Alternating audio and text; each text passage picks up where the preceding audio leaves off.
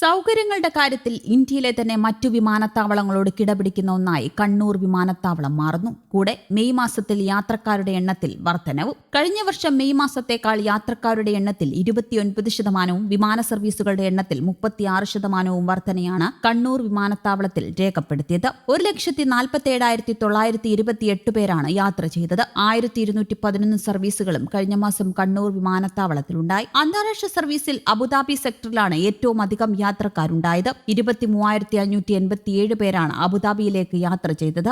ആകെ അന്താരാഷ്ട്ര യാത്രക്കാരുടെ 60% UAE-യിലേക്കാണ്. ഫുജൈറയിലേക്ക് ഇൻഡിഗോ സർവീസ് തുടങ്ങിയതോടെ Dubai, Sharjah, Abu Dhabi, Ras al Khaimah, Fujairah എന്നീ 5 UAE നഗരങ്ങളിലേക്കും സർവീസുകളുള്ള ദക്ഷിണേന്ത്യയിലെ ഏക വിമാനത്താവളമായി കണ്ണൂർ മാറി. തുടക്കത്തിൽ തന്നെ ഓരോ സർവീസിലും 90%-ലധികം യാത്രക്കാർ ഫുജൈറ സെക്ടറിലുണ്ട്. ജൂൺ മധ്യത്തോടെ ദമാമിലേക്കും ഇൻഡിഗോ സർവീസുകൾ തുടങ്ങും. 13,200 പേർ യാത്ര ചെയ്ത മുംബൈ സെക്ടറിലാണ് ആഭ്യന്തര തലത്തിൽ കഴിഞ്ഞ മാസം കൂടുതൽ യാത്രക്കാരുള്ളത്. ഇൻഡിഗോയോടൊപ്പം ഏപ്രിൽ മുതൽ എയർ ഇന്ത്യ എക്സ്പ്രസും സർവീസ് തുടങ്ങിയതോടെയാണ് മുംബൈ സെക്ടറിൽ യാത്രക്കാർ വർദ്ധിച്ചത്. ഹൈദരാബാദ്, തിരുവനന്തപുരം റൂട്ടുകളിലേക്കും എയർ ഇന്ത്യ എക്സ്പ്രസ് മെയിൽ സർവീസുകൾ തുടങ്ങിയിരുന്നു. മെയ് 11 മുതൽ 29 വരെ 4,756 ഹജ്ജ് തീർത്ഥാടകർ കണ്ണൂരിൽ നിന്ന് പുറപ്പെട്ടു. ഇവരെ തിരികെ നാട്ടിലെത്തിക്കുന്ന രണ്ടാം ഘട്ട സർവീസുകൾ ജൂൺ 30 തുടങ്ങും. യാത്രക്കാരുടെ എണ്ണത്തിലും വർധന. മുൻവർഷങ്ങളിലെ യാത്രക്കാരെ താരതമ്യപ്പെടുത്തി എയർപോർട്ട് അതോറിറ്റി ഓഫ് ഇന്ത്യ പുറത്തുവിട്ട കണക്കിൽ ഉയർന്ന വളർച്ചാ നിരക്കുമുണ്ട്. യാത്രക്കാരുടെ എണ്ണത്തിൽ കഴിഞ്ഞ വർഷത്തേക്കാൾ 39%, വിമാന സർവീസിൽ 27%മാണ് വർധന. ഏപ്രിൽ 1,38,769 യാത്രക്കാരും 1,054 ഷെഡ്യൂൾ സർവീസുകളുമാണ് റെക്കോർഡ് നേട്ടം കൈവരിച്ചത്. രാജ്യാന്തര യാത്രക്കാരുടെ എണ്ണം കൂടി. അബുദാബി സെക്ടറാണ് കൂടുതൽ യാത്രക്കാർ. ഡൽഹി, മുംബൈ ആഭ്യന്തര സർവീസിലും യാത്രക്കാർ വർദ്ധിച്ചു. ഫുജൈറ, മസ്കറ്റ്, ഇൻഡിഗോ സർവീസ് ഈ മാസം തുടങ്ങും. നിരവധി ആഭ്യന്തര രാജ്യാന്തര സർവീസിലുണ്ടായിരുന്ന ഗോ ഫസ്റ്റ് എയർലൈൻസ് പൂട്ടിയതിനെ തുടർന്നുണ്ടായ പ്രതിസന്ധിയും വിദേശ വിമാന കമ്പനികളുടെ സർവീസിനുള്ള പോയിന്റ് ഓഫ് കോൾ പദവി കേന്ദ്ര സർക്കാർ തുടർച്ചയായി നിഷേധിക്കുന്നതും തരണം ചെയ്താണ് മികച്ച നേട്ടത്തിലെത്തിയത്. അപ്രോച്ച് ലൈറ്റ്നിംഗ് കാറ്റഗറി 1 ഉയർത്തി ഏത് പ്രതികൂല കാലാവസ്ഥയിലും വിമാനങ്ങൾക്ക് ഇറങ്ങാനും പറന്നുയരാനും കഴിയുന്നതാക്കി മാറ്റുകയാണ് പ്രധാന ലക്ഷ്യം. വൈവിധ്യവൽക്കരണത്തിലൂടെ മുന്നേറ്റം. വിമാനത്താവളത്തെ ലാഭകരമാക്കുന്നതിനുള്ള നടപടികളും ദ്രുതഗതിയിലാണ്.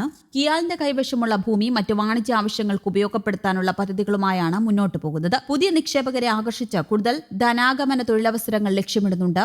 ഒന്നാം കവാടത്തിന് സമീപം 26,300 ചതുരശ്ര അടിയിൽ BPCL പെട്രോളിയം റീറ്റെയിൽ ഔട്ട്ലെറ്റ് യാഥാർത്ഥ്യമായി. വിമാനത്താവളത്തിലെ വൈദ്യുതി ഉപഭോഗം 50%, കാർബൺ ഫുട് പ്രിന്റും കുറയ്ക്കുക ലക്ഷ്യമിട്ട് 4 മെഗാവാട്ട് സോളാർ പ്ലാന്റും സ്ഥാപിക്കുന്നുണ്ട്. കാർ പാർക്കിംഗ് ഏരിയയിലെ സോളാർ പാനൽ മേൽക്കൂരയാകും മാറുക. മാസം 50 ലക്ഷം രൂപയുടെ സാമ്പത്തിക ലാഭവും ഉണ്ടാകും. 483 ഏക്കറിൽ 100 മെഗാവാട്ടിന്റെ സോളാർ പാടം സ്ഥാപിക്കുന്നതിനുള്ള വിപുല പദ്ധതിയും ഹോട്ടൽ, കൺവെൻഷൻ സെന്റർ എന്നിവയും ആസൂത്രണം ചെയ്തിട്ടുണ്ട്. യാത്രയ്ക്കെന്ന പോലെ ചരക്കു നീക്കത്തിനും പ്രാധാന്യം നൽകി കാർഗോ ടെർമിനലിന്റെ നിർമ്മാണം പൂർത്തിയായി. യാത്രാ വിമാനങ്ങൾ വഴി പഴവും പച്ചക്കറിയും ഉൾപ്പെടെ ടൺ കണക്കിന് സാധനങ്ങളാണ് ഇതിനകം കയറ്റി അയച്ചത്. മറ്റു വിമാനത്താവളങ്ങളിൽ നിന്ന് വ്യത്യസ്തമായി പരിസ്ഥിതി സൗഹൃദ രീതിയിലാണ് കണ്ണൂർ അന്താരാഷ്ട്ര വിമാനത്താവളം നിർമ്മിച്ചിരിക്കുന്നത്. പാരിസ്ഥിതിക പ്രശ്നങ്ങളൊന്നും ഉണ്ടാകാത്ത തരത്തിൽ ഗ്രീൻഫീൽഡ് എയർപോർട്ട് എന്ന ആശയമാണ് ഇവിടെ നടപ്പാക്കിയിരിക്കുന്നത്. ആവശ്യത്തിനനുസരിച്ച് പിന്നീട് കൂട്ടി നിർമ്മിക്കുവാൻ സാധിക്കുന്ന തരത്തിലുള്ള ടെർമിനൽ ബിൽഡിംഗ് ആണ് ഇവിടെയുള്ളത്. നിലവിൽ 10 ലക്ഷം ചതുരശ്ര അടിയാണ് ഇതിന്റെ വിസ്തീർണം. വൈദ്യുതിയുടെ ഉപയോഗത്തിൽ വലിയ കുറവ് വരുത്താൻ സാധിക്കുന്ന തരത്തിൽ ഗ്രീൻ ബിൽഡിംഗ് ആണ് ഇവിടെ ഒരുക്കിയിരിക്കുന്നത്. അടുത്തതായി ബാഗേജുകൾ സ്വയം അയക്കാൻ കഴിയുന്ന സംവിധാനമാണ്. ഇതിനായുള്ള യന്ത്രത്തിൽ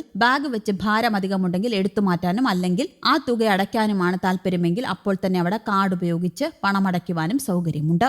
ന്യൂസ് ഡെസ്ക്, കേരള കൗമുദി.